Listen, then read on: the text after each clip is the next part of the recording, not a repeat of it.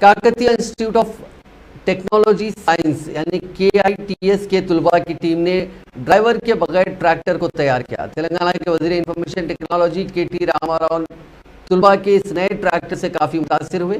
Social media کے اہم plate form Twitter پر سرگرم KTR نے اس بات کی اطلاع دیتے ہوئے کہا کہ ایک کاشتکاری کا مستقبل ہے اور وہ سماجی اثر چھوڑنے والے نوجوان ایجاد کرنے والوں پر زور دیتے ہیں کہ وہ ایسے مزید پروڈکٹس لائیں. انہوں نے مزید کہا کہ T hub Hyderabad, T works Hyderabad, we hub Hyderabad, RICH Hyderabad, team TSIS جیسے اداروں کا قیام ایسے طلباء کے تعاون کے لیے عمل میں لایا گیا.